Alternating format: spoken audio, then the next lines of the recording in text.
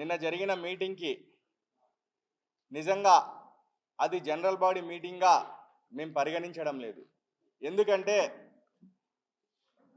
ప్రతిసారి గౌరవ మేయర్ గారు కానీ ఉన్న పాలకవర్గంలో ఉన్న సభ్యులు కానీ చట్టాల గురించి సంప్రదాయాల గురించి మాట్లాడే వీళ్ళు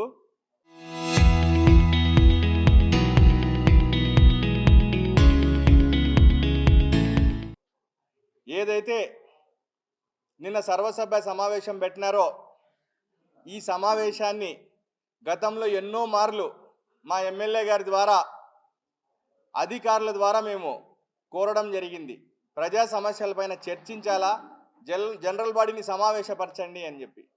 నిమ్మకు నీరెత్తినట్లు ఉండి వీళ్ళు ప్రవర్తించి ఇవాళ ఏదైతే అసెంబ్లీ సమావేశాల డేట్ అనౌన్స్ అయిన తర్వాత గౌరవ ఎమ్మెల్యే గారు విప్ అని తెలిసిన తర్వాత వీళ్ళకి తెలిసి కూడా ఒక్కరోజు ముందు ఈ సమావేశాలను నిర్వహించడంలో ఆంతర్యం ఏందనే విషయం గౌరవ మేయర్ గారు అయితేనేమి అక్కడ ఉన్న పెద్దలు చెప్పాల్సిన అవసరం ఉంది ప్రజలకి.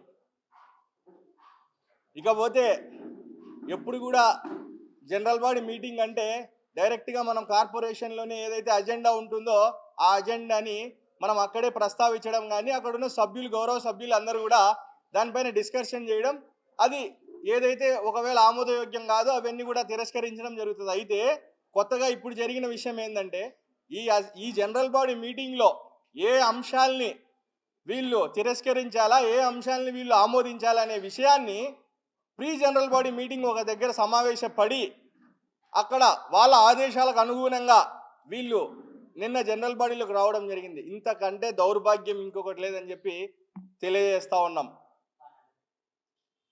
పీపీపీ మోడల్కి ఇక్కడ పెట్టిన అజెండాకి ఎలాంటి సంబంధం లేని మా ఎమ్మెల్యే గారి గురించి నిన్న సాక్షిలో కథనాలు రావడం నిజంగా చాలా దౌర్భాగ్యమైన పరిస్థితి. ఎందుకంటే ఏదైతే కార్పొరేషన్కి సర్వసభ్య సమావేశానికి సంబంధించిన అజెండా ఉంటుందో ఆ అజెండా రూపకల్పనలో పూర్తి స్థాయిగా గౌరవ మేయర్ గారికి, కమిషనర్ గారికి, లేకపోతే ఆ గౌరవ సభ్యులు ఎవరైతే ఏదైనా వాళ్ళ పాయింట్స్ ఇస్తే అవన్నీ కూడా అందులో పొందుపరచడం జరుగుతుందే తప్ప ఎమ్మెల్యే గారికి ఎలాంటి సంబంధం ఉండదు. అలాంటి అంశాన్ని తీసుకొని వచ్చి ఈరోజు ఎమ్మెల్యే గారు ఏదో ఈ ఆస్తులన్నింటినీ కూడా ఏదో తన అన్నయ్యలకి కట్టబెట్టే దాంట్లో భాగంగా పీపీపీ మోడల్ ద్వారా దాంట్లో కట్టబెట్టడానికి భాగంగా ఈ విధంగా చేసినారని చెప్పి, అంటే ప్రజలని తప్పుదో పట్టించే కార్యక్రమాలని ఇప్పటికైనా మానుకోవాలని చెప్పి తెలియజేస్తూ ఉన్నాం. ఇదే పీపీపీ మోడల్ మొదలు పెట్టింది ఇప్పుడున్న పాలక వర్గంలోనే పాత బస్టాండ్కి సంబంధించి పూర్తి స్థాయిలో ఆ రోజు ఇప్పుడు ఎవరైతే ఈ కార్పొరేషన్లో కార్పొరేటర్లుగా ఉన్నారో అందరూ కూడా అందులో భాగంగా పాత బస్టాండ్ని పీపీపీ మోడల్లో ఇవ్వడం జరిగింది. దానికి జనరల్ బాడీ ఆమోదం కూడా తెలపడం జరిగింది. మరి ఆ రోజు ఇది కరెక్ట్ అయినప్పుడు ఈరోజు వాళ్ళకి తప్పని ఎందుకు అనిపిస్తుందో దానికి కూడా బాధ్యత వాళ్ళే, దానికి కూడా సమాధానం చెప్పాల్సిన వ్యక్తులు వాళ్ళే. ఆ రోజు వీళ్ళ అంటే ఇది ఎందుకు పెట్టినారనేది వాళ్ళకి మనకు సమాధానం చెప్పాల్సిన అవసరం ఉంది. ఇవన్నీ వదిలేసి ఏ సంబంధం లేని మా ఎమ్మెల్యే గారి మీద బురద చల్లాలనే కార్యక్రమాన్ని ఇప్పటికైనా మానుకోవాలని చెప్పి తెలియజేస్తున్నాం. ఎందుకు ఈరోజు ఈ ప్రెస్ మీట్ పెట్టి ఈ విషయాలన్నీ చెప్పాల్సి వస్తుందంటే మనం ప్రజలకు బాధ్యత చెప్పాల్సిన అవసరం ఉంది. ప్రజలకు మనం ఏదైతే ప్రజలు సంబంధించిన అందరికి కూడా మనం సమాధానం చెప్పాల్సిన అవసరం ఎంతైనా ఉంది కాబట్టి ఈరోజు ఈ ప్రెస్ మీట్ పెట్టడం జరిగింది. ఇకపోతే సోలార్కి సంబంధించి గతంలో కూడా జనరల్ బాడీ తీర్మానం చేసినాం. అప్పుడు 10 సంవత్సరాలు లీజు, ఇప్పుడు 20 సంవత్సరాలు లీజు. అప్పుడు 5 సంవత్సరాల వరకు వాళ్ళు ఎటువంటి పవర్ మనకిచ్చే అవకాశం లేదు. ఈరోజు పెట్టిన సంవత్సరం నుంచే దాదాపుగా 90 లక్షల యూనిట్లు సంవత్సరానికి కార్పొరేషన్కి వస్తూ ఉంది ఫ్రీగా. 30 లక్షల రూపాయలు రెంట్ వస్తూ ఉంది కార్పొరేషన్కి ఫ్రీగా. అంటే ఏ విధంగా ఈ కార్పొరేషన్ని అభివృద్ధి పదంలో నడిపిద్దాం, ఏ విధంగా రెవెన్యూ జనరేట్ చేద్దాం అనే ఆలోచన అంతా పక్కన పెట్టి పొద్దున్న లేచినప్పటి నుంచి రాజకీయాలు ఈ టర్మ్లో చేస్తే కూటమి ప్రభుత్వానికి మంచి పేరు వస్తుంది కాబట్టి ఇవన్నీ అడ్డుకోవాలా, అదొక్కటే అజెండా. దానికి మీటింగ్ పెట్టడం దేనికి? ఇంకా గౌరవ ప్రభుత్వంలో ఉన్న పెద్దలైతేనేమి, అధికారులైతేనేమి ఉన్న ఆదేశాల మేరకు ఏవైతే మున్సిపాలిటీలు కానీ కార్పొరేషన్లు కానీ ఇక్కడ ఏవైతే మన ఆస్తులు ఉంటాయో వాటిని డెవలప్ చేసుకొని ఇక్కడే రెవెన్యూ జనరేట్ చేసుకునే కార్యక్రమం చేయమని చెప్పి అందులో భాగంగా అవి పెడితే అవి ఏ సంబంధం లేని, నిజంగా మీరు ఎవరికైనా సరే చిత్తశుద్ధి ఉంటే మా ఎమ్మెల్యే గారు లెటర్ ఇచ్చి ఈ పీపీపీ మోడ్లో ఇవన్నీ పెట్టండి అని చెప్పినారని చెప్పి నిరూపించడానికి మీరు ఎవరైనా సిద్ధంగా ఉన్నారా అని చెప్పి మిమ్మల్ని అడుగుతా ఉన్నాం. ఏపీఎఫ్ఐడిసిలో లోన్ 3 కోట్ల లోన్ తెచ్చి 16, 17, 49, 45, 50 డివిజన్లలో వర్కులు పెడితే అవి రిజెక్ట్ చేస్తారు. ఎందుకంటే కేవలం కూటమికి సంబంధించిన నాయకులకి మంచి పేరు వస్తుంది, అది రాకూడదు. ఇంకా పోతే యూజీడీ చేసిన వాళ్ళకి 1,70,00,000 వీళ్ళు జనరల్ ఫండ్లో పంచుకుంటారు. అంటే వీళ్ళ సొంత ఆస్తి అది. ఇంకొకరికి దేవుని గడప చెరువు దగ్గర పనిచేసిన వాళ్ళకి 1,70,00,000 ఇస్తారు. ఎందుకంటే వీళ్ళ సొంత ఆస్తి కదా అది. ఇదే వీళ్ళ మధ్యలోని ఇంకొక కాంట్రాక్టర్ ఉంటే 65 లక్షల రూపాయలు అతన్ని రిజెక్ట్ చేస్తారు. ఎందుకంటే వీళ్ళ చేతిలో అధికారం ఉంది కాబట్టి వీళ్ళు ఏం చేసినా సక్రమమే. అదే వేరే వాళ్ళ చేతిలోకి అధికారం వచ్చి ఏదైనా చేస్తే మాత్రం మా మీద కక్ష సాధించినారు, మా మీద అధికార దుర్వినియోగానికి పాల్పడినారు, మమ్మల్ని బెదిరించినారు, మమ్మల్ని భయభ్రాంతులకు చేసినారు. మీరు ఏం చేసినారు నిన్న? నిజంగా గౌరవ మేయర్ గారికి నేను ఈ మీడియా ముఖంగా అడుగుతా ఉన్నా, దేవుడు ఒక గొప్ప అవకాశం ఇచ్చినాడు, చరిత్రలో నిలిచిపోయే నిర్ణయాలు తీసుకోండి. బహుశా నిన్న ఒకటే మీకు చివరి మీటింగ్ కావచ్చు, కానీ ఇప్పటికైనా మించిపోయింది ఏం లేదు. మళ్ళీ ఒకసారి మీరు జనరల్ బాడీ సమావేశపరిచి గొప్ప నిర్ణయాలు తీసుకునే కార్యక్రమం చేయండి తప్ప చరిత్రలో హీనులుగా మిగిలిపోయే కార్యక్రమాలు చేయొద్దండి. ఒక గొప్ప అవకాశం వచ్చింది 50 మంది కార్పొరేటర్లుగా, దాంట్లో మెజార్టీ మీరున్నారు. ఈరోజు మెజార్టీ మీరు, మీ పాలక వర్గం ఏదైనా సరే ఒక నిర్ణయం తీసుకునే అవకాశం మీకుంది. ఒక మంచి గొప్ప కార్యక్రమాలు ఈ నియోజకవర్గానికి, కడప నగర ప్రజల అభివృద్ధికి, లేకపోతే భవిష్యత్తులో రాబోయే రోజుల్లో రెవెన్యూ జనరేట్ అవ్వడానికి ఇవన్నీ కూడా కొన్ని గొప్ప నిర్ణయాలు తీసుకునే కార్యక్రమం చేయాలి తప్ప ఎంతసేపు రాజకీయాలు ఇక్కడ చేస్తే కూటమి ప్రభుత్వానికి ఏదో మంచి పేరు వస్తుంది కాబట్టి, ఎమ్మెల్యే గారికి మంచి పేరు వస్తుంది కాబట్టి దాన్ని మేము అడ్డుకుంటాం. ఇవన్నీ కూడా ప్రజలు మనల్ని క్షమిస్తారనుకుంటే అంతకంటే పొరపాటు లేదు. మనం ప్రజలకు అల్టిమేట్గా రాజకీయాలు ఏమైనా అవ్వచ్చు, ప్రజలకు మనమందరం కూడా ఖచ్చితంగా సమాధానం చెప్పాల్సిన అవసరం ఉంటుంది. ఈరోజు కార్పొరేషన్ వైఎస్ఆర్ కాంగ్రెస్ పార్టీలో చేతిలో ఉన్న తర్వాత, ఏవైనా నిర్ణయాలు తీసుకునే పూర్తి స్వేచ్ఛ మీకు ఉన్న తర్వాత మీరు ఇలా ప్రతి ఒక్కటి కాలయాపన చేస్తూ కేవలం మీకు ఏవైతే మీ అవసరాలు ఉంటాయో, మీ అనునయులు ఎవరైనా ఉంటే వాళ్ళకి ఈ general body last general body కాబట్టి దాదాపు 3 కోట్ల నుంచి 4 కోట్ల రూపాయలు మేము పంచుకోవడానికి మేము ఆమోదం తెలుపుతాం, మిగిలిన ఎవరైనా వేరే వాళ్ళకి సంబంధించిన వాళ్ళు ఉంటే వాళ్ళని అడ్డుకుంటామంటే ఇది ఎంతవరకు ప్రజలు హర్షిస్తారనే విషయాన్ని మీరు గుర్తించాలా.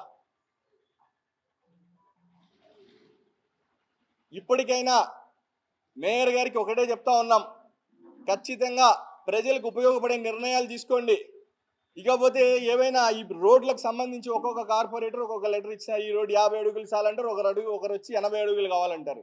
నేను ఏమంటా అంటే దానికి కొన్ని రూల్స్ ఉంటాయి, కొన్ని రెగ్యులేషన్స్ ఉంటాయి. రాబోయే తరాలకి భవిష్యత్తులో కడప నగరం వ్యాప్తి చెందాలా, ఇక్కడిక్కడే కడప కాకుండా బయట అవుట్స్కర్ట్స్లో కూడా డెవలప్ అవ్వాలంటే రోడ్లన్నీ కూడా రివైండ్ చేయాల్సిన అవసరం ఉంది. దాంట్లో కొంతమంది బాధపడే పరిస్థితులుగా ఉంటాయి. వాళ్ళకి మనం ప్రభుత్వం నుంచి, మా ఎమ్మెల్యే గారి నుంచి కూడా మా సపోర్ట్ ఉంటుంది. ఖచ్చితంగా వాళ్ళకి ప్రభుత్వం నుంచి డబ్బు తీసుకొచ్చి ఏదైతే వాళ్ళ కాంపెన్సేషన్ కట్టించాలో వాటిని మీరు ఒప్పించి కడప నగర అభివృద్ధికి మీరు తోడ్పడాలి తప్ప ఈ విధంగా కడప నగరాన్ని ఏ విధంగా అంటే మాకు ఓట్లు వేయలేదు కాబట్టి భవిష్యత్తులో మా చేతిలో నుంచి కార్పొరేషన్ కూడా పోతుంది కాబట్టి, ఇప్పటికి ఒకసారి ఎమ్మెల్యే చేజారిపోయింది, కార్పొరేషన్ కూడా పోతుంది కాబట్టి మనకున్న ఆక్రోశాన్ని, మనకున్న కక్షని ప్రజలపైన తీర్చుకోవద్దని చెప్పి మీకు తెలియజేసుకుంటూ సెలవు తీసుకుంటున్నా. కార్పొరేషన్కి డబ్బు అది కరెంట్ ఇవ్వాలా, 29.5 లక్ష అంటే 1 ఎకరాకు 31,000 రూపాయల సంవత్సరానికి మనకు రెంట్ కట్టే విధంగా మనం పిలుచున్నాము. అంతకంటే 95 లక్షల యూనిట్లు ఎవరైనా ఇస్తారంటే వాళ్ళకే పోతుంది. మనం బిడ్డర్ని పిలుస్తూ ఉన్నాం. ఇక్కడ అవినీతి జరిగిపోవడానికి అసలు అవకాశం లేదు. ఇంకా మనం ప్రారంభ దశలో కూడా లేము. ఇంకా పూర్తిగా మనం ఈఓఐ పిలిచినాం. ఎక్స్ప్రెషన్ ఆఫ్ ఇంట్రెస్ట్, ఎవరైనా మీకు ఇంట్రెస్ట్ ఉంటే ఈ విధంగా రండి అని 90 లక్షల యూనిట్లు మాకు రావాలని చెప్పినారు. అంతకంటే ఎక్కువ ఇస్తే వాళ్ళకే ఇస్తారు.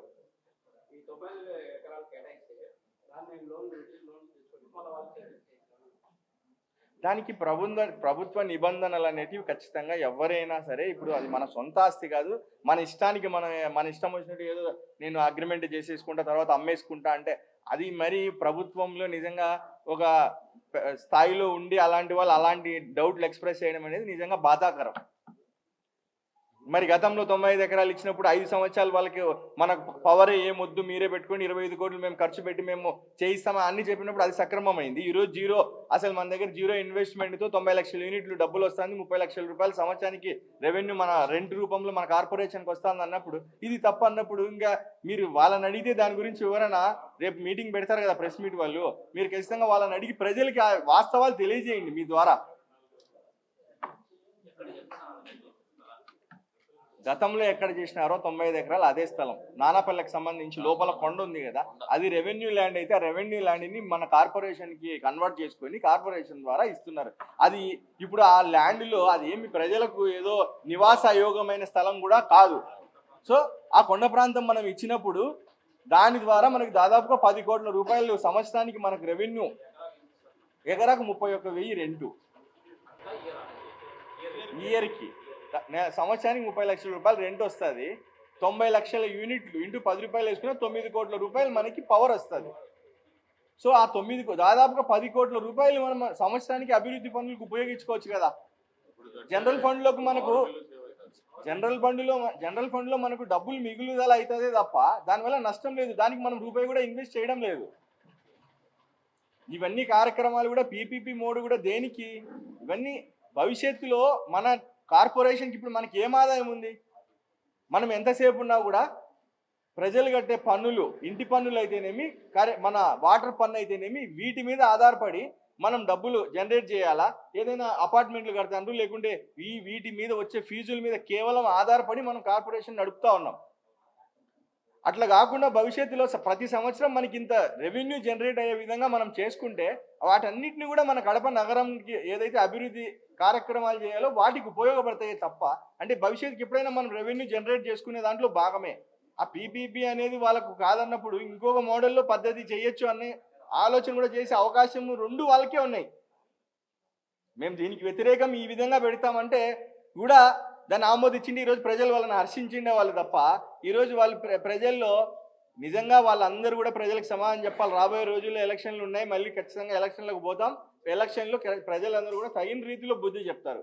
ఎందుకంటే మనకు అవకాశం కల్పించింది కేవలము రాజకీయాలు చేసుకోవడానికి, అది రాజకీయాలు చేయాల్సిందే తప్పకుండా. ఎక్కడంటే బయట హౌస్లోకి పోయిన తర్వాత మనం ఏ పని చేసినా కూడా ప్రజామోదయోగమైన పనులు చేయాలి తప్ప, హౌస్లోకి వచ్చినా కూడా మేము రాజకీయాలే చేస్తాం, బయట కూర్చున్న రాజకీయాలే చేస్తాం. ప్రెస్ ముందు మాట్లాడినప్పుడు 100 మాట్లాడొచ్చు రాజకీయాలు, కానీ హౌస్లోకి పోయిన తర్వాత ఒక బాధ్యత మనకు ఈ నియోజకవర్గంలో 50 డివిజన్లకు సంబంధించిన ప్రజలు మనల్ని ఎన్నుకొని హౌస్లోకి పంపించిన తర్వాత కనీసము అరే లాస్ట్ మీటింగు ఈ 5 సంవత్సరాల్లో మనం దిగిపోతున్నాం, టైం అయిపోయింది, మార్చి 16తో మన టైం అయిపోతుంది, టైం అయిపోయే లాస్ట్ మీటింగ్లో అయినా అట్లీస్ట్ ప్రజలు గుర్తుపెట్టుకునే విధంగా వాళ్ళు నిర్ణయాలు తీసుకుంటారని భావించినాం. అన్ఫార్చునేట్ వాళ్ళు చరిత్రలో మేము హీనులుగా మిగిలిపోయే నిర్ణయాలు తీసుకుంటామని నిన్న నిరూపించినారు. వీటికి ఖచ్చితంగా ప్రజలే వీళ్ళకి గుణపాఠం చెప్తారు తప్ప మనం చేయగలిగింది ఏం లేదు కదా. మెజారిటీ వాళ్ళకే ఉంది. ఖచ్చితంగా రాబోయే రోజుల్లో ప్రజలు ఖచ్చితంగా వీళ్ళకి గుణపాఠం చెప్తారు. Thank you. కాకుండా గౌరవ కమిషనర్ గారు ఇప్పుడు ఈ సోలార్ ప్రాజెక్ట్ అనేది ఇప్పుడు కొత్తగా వచ్చిన అంశం కాదు. గతంలోనే సోలార్ ప్రాజెక్టు కావాలా, కడప నగరానికి ఏదైతే మనం కరెంటు బిల్లులు ఎంత కడతా ఉన్నామో దాదాపుగా నెలకు 2 కోట్ల రూపాయలు కరెంటు బిల్లు కడతా ఉన్నాం, ఇందు నుంచి విముక్తి పొందాలా, ఆ డబ్బుల్ని మనం నగరంలోని అభివృద్ధి కార్యక్రమాలకి మనం ఉపయోగించుకోవాలన్న ఉద్దేశంతో ఆ రోజు తేవడం జరిగింది. ఆ రోజు వాళ్ళు 5 సంవత్సరాల వరకు మనకు పవర్ ఇవ్వకపోవడము, మన ప్రాపర్టీ ఇస్తూ వాళ్ళు ఎందుకు ఇవ్వలేదని రకరకాల కారణాలతో అప్పుడున్న కమిషనర్ గారు దాన్ని ఆపడం, తర్వాత మళ్ళీ అదే ప్రపోజల్ ఇప్పుడు పీపీపీ మోడ్లో పెట్టడం జరిగింది. అంటే అప్పుడు గతంలో ఆ సోలార్ ప్రాజెక్టుకి సంబంధించి 25 కోట్ల రూపాయలు దాదాపుగా కార్పొరేషన్ మీద బర్డన్ పడేది. ఎందుకంటే వాళ్ళకి కావాల్సిన కరెంట్ కనెక్షన్ అయితే మన పైప్ లైన్ వాటర్ కావాల్సింది వస్తుంది, వాటర్ కనెక్షన్ అవన్నీ కూడా మనమే అక్కడికి ఇవ్వాల్సిన పరిస్థితి ఉంటుంది. ఈరోజు అవన్నీ జీరో, మనకి ఏ ఖర్చు లేకుండా ఒక సంవత్సరానికి 90 లక్షల యూనిట్లు మనకి ఇస్తూ 30 లక్షలు రెంట్ కట్టే పరిస్థితి. అంటే ఒక సంవత్సరంలో వాళ్ళు ఎలక్షన్ చేసుకున్న సంవత్సరం నుంచే. మరి ఎందుకు దీనికి వ్యతిరేకం? మీరు దేనికి వ్యతిరేకమో వాళ్ళు చెప్పాలా. ఎందుకు దీన్ని పోస్ట్ పోన్ చేయాల్సిన అవసరం వచ్చింది? కేవలం కూటమికి మంచి పేరు వస్తుంది కాబట్టి దాన్ని పోస్ట్ పోన్ చేస్తారు. బీబీపీ మోడ్కి వ్యతిరేకం అంటున్నారు. గతంలో పాత బస్ స్టాండ్ని మీరు ఏ మోడ్లో ఇచ్చినారో మీరు చెప్పండి, మీరు అడగండి. రేపు వాళ్ళు ప్రెస్ మీట్ పెట్టినప్పుడు గతంలో పాత బస్ స్టాండ్ మీరే కదా, ఇప్పుడున్న సభ్యులందరం మేము కూడా అందులో భాగంగానే ఉన్నాం కదా, ఆ రోజు దాన్ని ఆమోదించినాం కదా, జనరల్ బాడీ తీర్మానం కూడా పొందింది కదా, మరి ఎందుకు పొందింది, ఏ ఉద్దేశంతో మీరు పెట్టినారనేది వాళ్ళని అడిగితే ఆ రోజు బీబీపీ మోడ్ ఎందుకు కరెక్ట్ అయింది, ఈ రోజు ఎందుకు తప్పు అవుతుందో వాళ్ళని అడగండి. సమాధానం ఖచ్చితంగా వాళ్ళు చెప్పాల్సిన అవసరం ఉంది ప్రజలకి.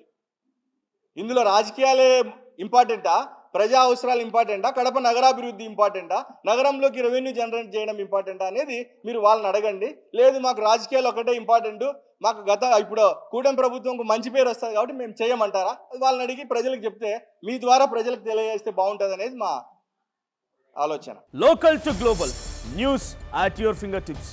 మీ చేతిలో ఒక ఆయుధం. Download raw TV app.